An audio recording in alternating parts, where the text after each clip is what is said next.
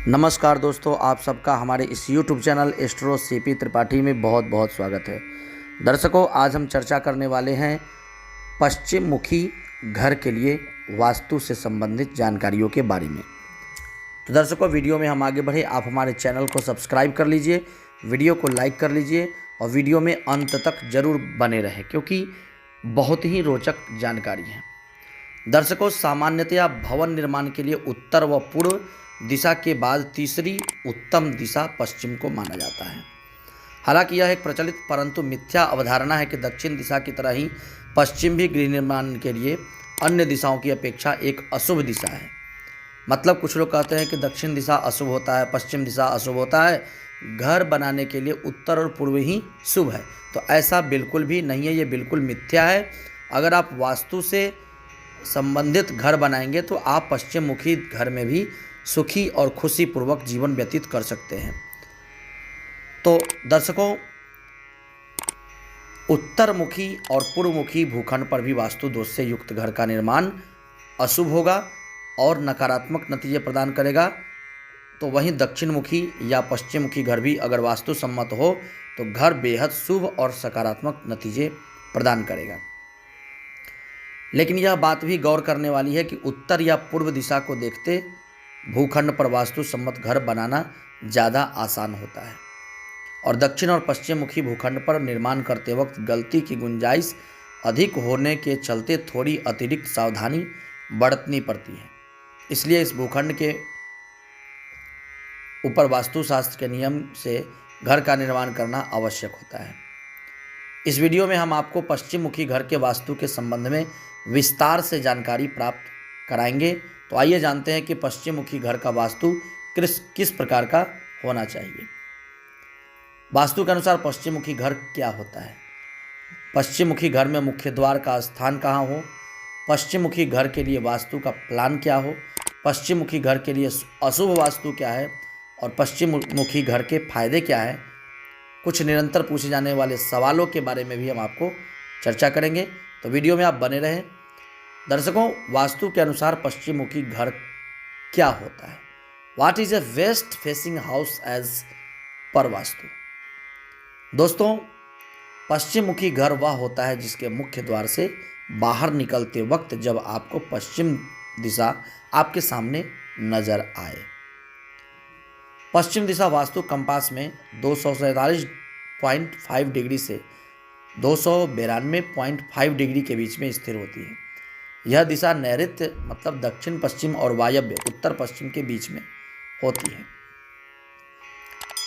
गौरतलब है कि पूर्व दिशा का स्वामी प्रकाश का प्रतीक सूर्य है तो पश्चिम दिशा का स्वामी अंधकार का प्रतीक शनि ग्रह है। दिन के समय जहां सूर्य शासन करता है तो वहीं रात्रि काल में शनि शासन करता है। शनि पर सौर किरणें अन्य ग्रहों की अपेक्षा कम मात्रा में पहुंचती है और शनि के वलय इसे रहस्यमय रंगों में रंग देते हैं, इसलिए इसे रहस्यमय ग्रह भी कहते हैं क्योंकि पश्चिम दिशा का स्वामी ग्रह शनि है जो कि रहस्यमय ग्रह है। दर्शकों, घर की दिशा का पता हम कैसे लगाएं? तो घर की दिशा का पता लगाने का एक सीधा सा तरीका है। जिस सड़क से आप घर में प्रवेश करते हैं, अगर वो सड़क घर के पश्चिम दिशा में स्थित हो तो आपका घर पश्चिम मुखी कहलाता है। हालांकि यह तरीका आपके घर की अवस्थिति का मोटे तौर पर ही अनुमान लगाता है। बिल्कुल सटीक रूप से आपको अपने घर की दिशा ज्ञात करनी है तो उसके लिए आपको वास्तु कंपास की सहायता लेनी चाहिए। पश्चिम मुखी घर में मुख्य द्वार का स्थान कहाँ हो? Main entrance location for a west facing house. जैसा कि आपको पहले भी बताया जा चुका है कि मुख्य द्वार का निर्माण वास्तु में सबसे महत्वपूर्ण पहलुओं में से एक है और पश्चिम दिशा में भी यह अन्य दिशाओं के समान ही महत्व रखता है।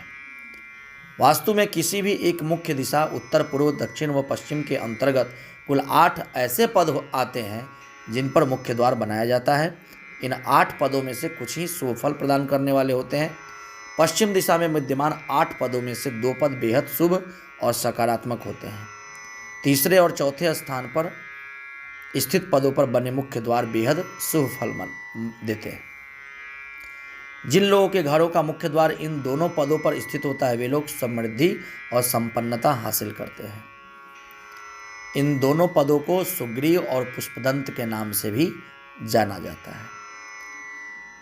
ये पश्चिम दिशा में होता है, वेस्ट 3 और वेस्ट 4। जैसा कि आप नीचे जो हम एक दिखा रहे हैं उसमें आप देख सकते हैं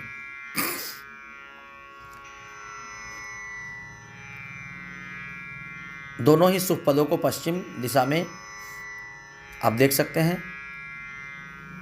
अगर किसी कारणवश अगर नहीं समझ में आए तो अपने यहाँ के अच्छे वास्तुशास्त्री से आप अपने ज़मीन को दिखवा लें, उसको नापी करवा लें और उसके बाद में आप उसका निर्धारण करवा लें। अगर किसी कारणवश भूखंड की चौड़ाई मुख्य द्वार का निर्माण इन दो पदों के अंदर करने के लिए कम पड़ती है तो ऐसे में आपको मुख्य द्वार का विस्तार उत्तर की ओर स्थित पदों में करना चाहिए और जितना संभव हो नैऋत्य मतलब दक्षिण पश्चिम की ओर मुख्य द्वार का विस्तार करने से बचना चाहिए। पश्चिम मुखी घर के लिए वास्तु का प्लान। पानी का ढलान कहाँ हो, तो जल की निकासी के लिए घर का ढलान पश्चिम से ईशान मतलब उत्तर पूर्व की ओर रखें। अगर पानी की निकासी उत्तर, ईशान या पूर्व की ओर रखना संभव नहीं हो तो पहले पानी को बहाकर ईशान की ओर ले जाएं और फिर उत्तरी दीवार के सहारे पानी को पश्चिमी वायव्य से बाहर की ओर निकालने का प्रबंध कर दें। दिशाओं के अनुसार घर के दीवालों की ऊंचाई। दर्शकों, पश्चिम दिशा को पूर्व और उत्तर की अपेक्षा ऊंची रखने से यश और प्रतिष्ठा में वृद्धि और धन की आवक होती है। इसलिए जहाँ तक हो संभव हो पश्चिम दीवार मतलब पश्चिम दिशा की दीवार को पूर्व और उत्तर की अपेक्षा अधिक ऊंचा रखें। दिशाओं के अनुसार दीवारों की चौड़ाई। तो जिस प्रकार ऊंचाई का निर्धारण करते वक्त दिशाओं का ध्यान रखा जाता है, ठीक उसी प्रकार दीवारों की चौड़ाई भी सुनिश्चित की जाती है। पश्चिम की दीवारों की ऊंचाई और चौड़ाई पूर्व की तुलना में अधिक रखनी चाहिए। दिशाओं के अनुसार खाली स्थान की व्यवस्था। तो दर्शकों, पश्चिम में अगर खाली स्थान रखना हो तो पूर्व में उससे अधिक क्षेत्रफल में खाली स्थान की व्यवस्था करें, लेकिन अगर यह संभव ना हो तो इस बात को अवश्य ध्यान में रखें कि पश्चिम में स्थित खाली स्थान बहुत अधिक हरा भरा न रखें। इससे घर में स्थित पंच तत्वों में असंतुलन की स्थिति बन सकती है। पश्चिम दिशा में बगीचा या गार्डन।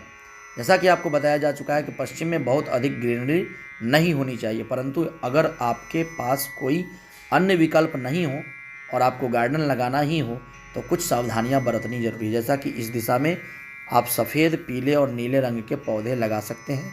इसके अलावा इस दिशा में यथासंभव भारी और बड़े वृक्ष लगाना भी श्रेयस्कर रहेगा। कांटेदार पौधों से बचे। घर में कभी भी कांटेदार पौधों को नहीं लगाना चाहिए। गुलाब एक विकल्प है, गुलाब लगा सकते हैं, उससे कोई दिक्कत नहीं है।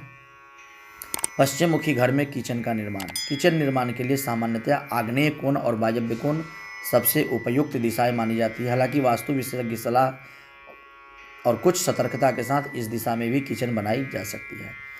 पश्चिम दिशा में बच्चों का बेडरूम या अध्ययन कक्ष। दर्शकों, पश्चिम दिशा के सबसे बेहतरीन उपयोगों में से एक है यहाँ पर बच्चों के लिए बेडरूम या अध्ययन कक्ष का निर्माण करना। यह बच्चों के कैरियर, उनके द्वारा की जाने वाली मेहनत के उचित परिणाम हासिल करने के लिहाज से बहुत उत्तम स्थान माना जाता है। अतः पश्चिम में आप निसंकोच होकर बच्चों के बेडरूम या अध्ययन कक्ष का निर्माण कर सकते हैं, लेकिन ध्यान दें दक्षिण पश्चिम का कॉर्नर न हो। पश्चिम मुखी घर में बेडरूम। स्वयं पश्चिम दिशा में भी बेडरूम निर्माण के लिए शुभ है।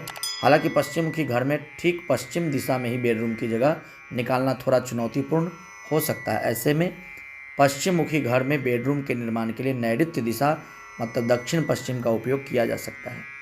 इसके अलावा दक्षिण दिशा में भी बेडरूम के लिए अच्छी मानी जाती है। पश्चिम दिशा में डाइनिंग रूम। पश्चिम दिशा के जो गुण हैं उन्हें ध्यान में रखते हुए यहाँ पर डाइनिंग रूम का निर्माण किया जा सकता है। ऐसा निर्माण या गतिविधि इस दिशा को वास्तु सम्मत बनाने में मददगार होती है। पश्चिम दिशा के लिए अशुभ वास्तु क्या है ये ध्यान दें। तो पश्चिम भाग अगर पूर्वी भाग या उत्तरी भाग की तुलना में नीची रहती है, मतलब पूर्व और उत्तर से अगर पश्चिम भाग नीचा होता है तो इससे अपयश और हानि होने की संभावना होती है। इसलिए दक्षिण पश्चिम का भाग हमेशा ऊंचा रखें और उत्तर पूर्व का भाग हमेशा नीचा रखें। पश्चिम मुखी घर का मुख्य द्वार अगर नैऋत्य की ओर स्थित पदों में अवस्थित हो तो ऐसा मुख्य द्वार निवासियों को कई प्रकार के संकट, आर्थिक हानि और गंभीर रोगों के जाल में डाल देगा। अगर घर का मुख्य द्वार वायव्य की ओर स्थित पदों में अवस्थित हो तो यह घर के लोगों को अदालती वाद विवादों में डालेगा, साथ ही यह अर्थ हानि भी कराएगा। जल निकासी अगर पश्चिम से हो तो इससे पुरुष दीर्घ व्याधियों के शिकार होंगे। पश्चिम में किसी भी प्रकार का एक्सटेंशन या कट धन हानि करेगा और साथ ही स्वास्थ्य संबंधी परेशानियों का कारण भी बनेगा। मुख्य द्वार के ठीक सामने किसी भी प्रकार का निर्माण, वृक्ष, पिलर इत्यादि न करें। टी पॉइंट पर स्थित पश्चिम मुखी भूखंड काफ़ी नकारात्मक परिणाम देता है। पश्चिम मुखी घर के क्या फ़ायदे हैं? तो दर्शकों, पश्चिम मुखी घर के अनेक लाभ होते हैं। विशेष करके कुछ लोगों के लिए इस प्रकार के घर की ऊर्जा जीवन में उन्नति प्रदान करने में बहुत बड़ी भूमिका निभाती है। प्रत्येक दिशा का संबंध कुछ खास व्यवसाय से होता है। अगर कोई व्यक्ति उसी व्यवसाय से संबंध रखता है जिस दिशा के घर में वह निवास कर रहा है तो यह उसके लिए लाभदायक सिद्ध होगा। यह जिन व्यवसायों या वर्गों के लिए लाभकारी होता है वे इस प्रकार: व्यापारी वर्ग, प्रॉपर्टी डीलर्स, धार्मिक नेता और शिक्षक।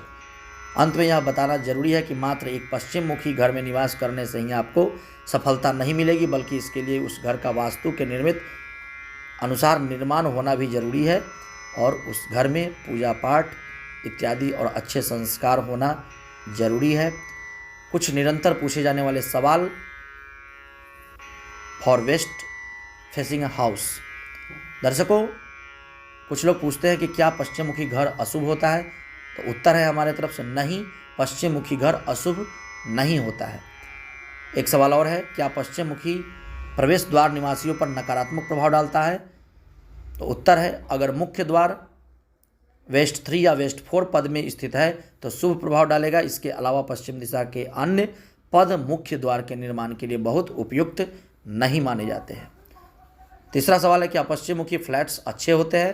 फ्लैट्स में अक्सर कुछ वास्तु दोष जो है देखने को मिल जाते हैं, जिन्हें वास्तु विशेषज्ञ की सहायता से दूर किया जा सकता है। आप खुद भी वास्तु के नियमों का सावधानीपूर्वक अध्ययन कर सामान्य वास्तु दोषों को दूर कर सकते हैं। तो निष्कर्ष यह है कि पश्चिम दिशा में अगर वास्तु सम्मत निर्माण करवाया जाए तो इस घर के निवासियों को आर्थिक संपन्नता, यश और प्रतिष्ठा प्रदान करेगी। हालांकि दक्षिण दिशा के समान ही इस दिशा के भूखंड के निर्माण के वक्त थोड़ी अतिरिक्त सावधानी बरतते हुए निर्माण करना चाहिए। इसके लिए किसी वास्तु विशेषज्ञ की सहायता ले सकते हैं। आशा करता हूँ आपको वीडियो अच्छा लगा होगा। अगर आपको वीडियो अच्छा लगा है तो आप अपने दोस्तों के बीच में शेयर करना बिल्कुल भी ना भूलें। धन्यवाद।